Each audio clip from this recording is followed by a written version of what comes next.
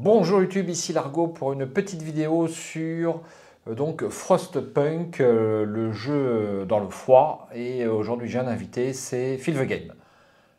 Bonjour Largo, ça va? Bah ouais, ça va et toi? Bah écoute, un petit peu déprimé comme après une partie de Arkham qui se passe pas bien, donc une partie où bah ça se termine tragiquement. Oui, une fois de plus, ouais. On a joué, Phil, on a joué pendant 6 heures sur le deuxième scénario de Frostpunk, à savoir comment s'appelle ce scénario, Le rafraîchis-moi la bosquet mémoire. gelé. Le bosquet gelé, ouais, absolument. Donc je vous fais un petit tour d'horizon de cette table monstrueuse qui... on a échoué donc au 12e tour sur cette partie. 11e. 11e, ouais. Et bon, on vous fait un petit compte rendu, gentil, voilà, parce que tout le monde n'a pas 6 heures déjà à consacrer. Et donc nous, on vient de faire le deuxième scénario. Donc il faut savoir si vous achetez le jeu. Rien qu'au deuxième scénario, il vous faudra 6 heures à 2 pour terminer ce jeu. Alors on a discuté, on a négocié à certains moments, mais pas plus que ça. On a été relativement vite. Ouais, en sachant qu'on connaissait déjà bien le jeu quand même, on avait fait quelques parties chacun, donc c'était Ouais. pas vraiment une partie découverte. Ce n'était pas une partie découverte, non. On a été relativement efficace. Et puis, on a mis 6 heures. Voilà, c'est surtout le message, donc avec toutes les extensions. Alors, qu'as-tu pensé de cette partie? Alors déjà les 6 heures, je trouve que le temps n'a pas été trop long quand même. Des fois, il pourrait y avoir des parties où tu te dis 4 heures, 5 heures, quand est-ce que ça se termine? Et là, non, quand même, ça a été. Moi, Ben non, le jeu est passionnant à chaque tour. On a envie de soigner nos ouvriers. On a envie de les faire survivre.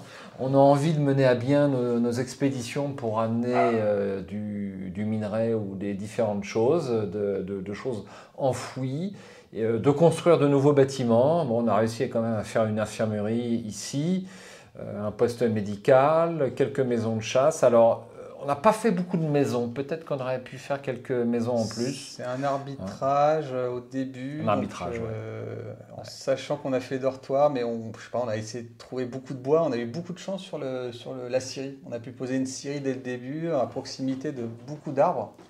Donc là, il y a peut-être un truc qu'on a un peu raté. Et on a été relativement chanceux au niveau des cartes qu'on a piochées au début. Mais ça n'a pas suffi. Alors, on a fait une usine pour faire des robots, on n'a fait qu'un seul robot, c'est peut-être un petit peu juste. Ouais. On essaie d'analyser les raisons pour lesquelles, vu après la partie, on a l'impression d'avoir fait aucune erreur. Mais forcément qu'on en a dû en faire, sinon on aurait réussi. Ouais, c'est ce qu'on se disait. Il y avait l'histoire peut-être de créer un deuxième robot, parce qu'à un moment on était bien au charbon quand même.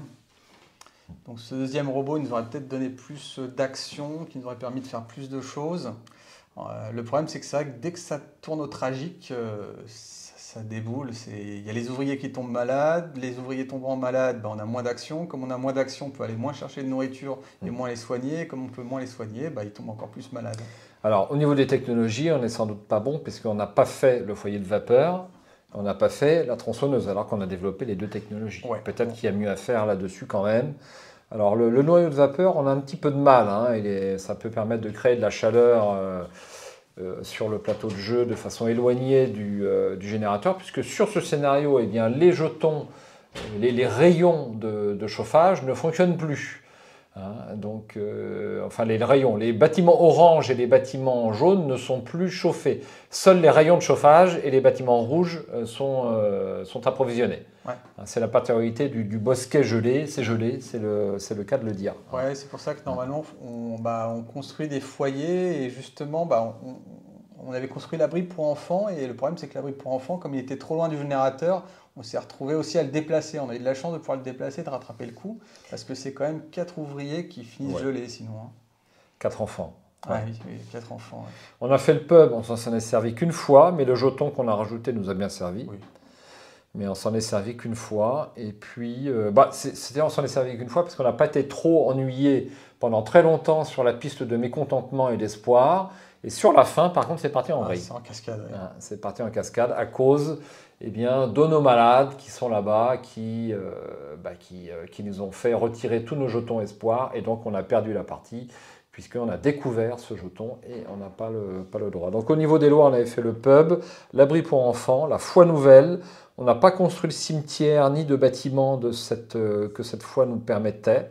Là encore, il y a peut-être du progrès à faire. Ouais, et puis les abris de Fourtine, on avait 2 ruines. On avait 2 ruines qui nous permettaient de loger deux personnes. C'est pas la mort non plus. Peut-être que si on fait l'abri de fortune, il faut partir sur les tentes. Puisque si tu as 4 tentes, tu as 4... en sachant qu'il y a un effet un peu pervers sur une des 2 lois que ça engendre. Parce que je crois qu'il y a une loi qui fait que pendant un tour, tu ne comptes pas tes abris de fortune en fait. Donc ça peut te prendre un peu en traître un soir et tu te retrouves un peu au dépourvu. Absolument, absolument.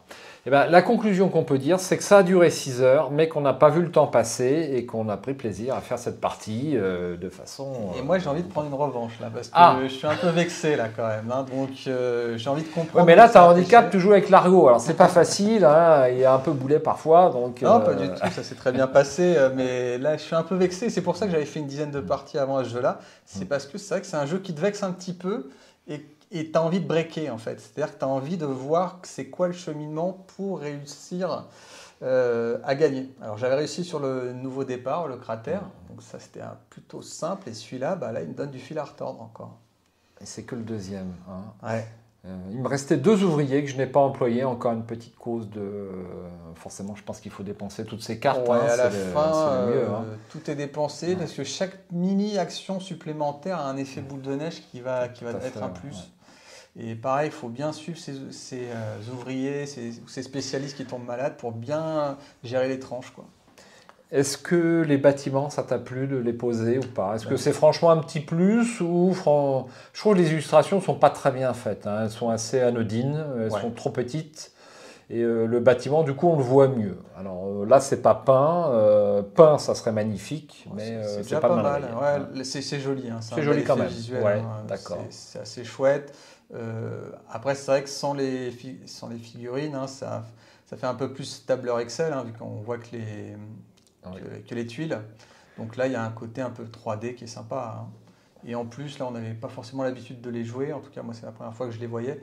Mais une fois qu'on connaît un peu mieux les figurines, on les place très rapidement. Et voilà, peut-être qu'on reconnaît le truc. Mais c'est chouette hein, quand même. C'est du beau matériel.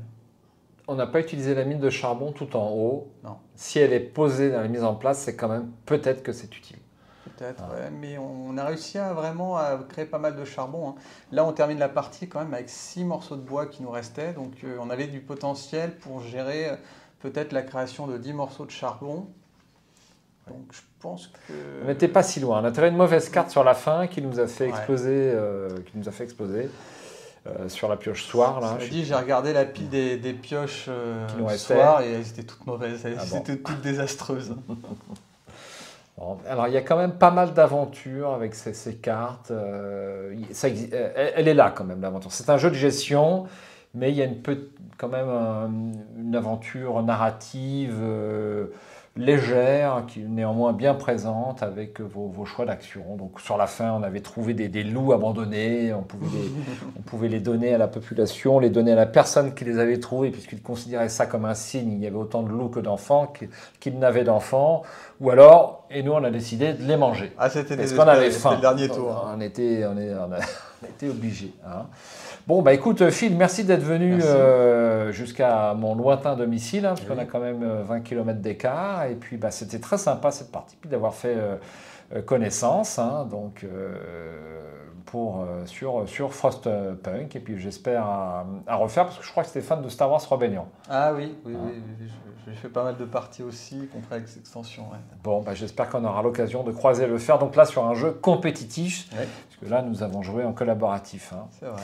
Eh bien, en tout cas, moi, je te remercie pour ton expertise parce que ça a été très utile d'avoir ton expérience pour éviter quelques écueils sur ce jeu qui est quand même redoutable. Hein. Ouais. Et c'est là qu'on voit qu'il faut, si on veut jouer en multi, il faut quand même, je pense, jouer avec des joueurs qui ont le même niveau de connaissance du jeu. Il faut éviter l'effet leader. Donc là, tu es un tout petit peu plus expérimenté. Ça s'est vu au cours de la partie. Tu as peut-être un peu plus fait de propositions que moi.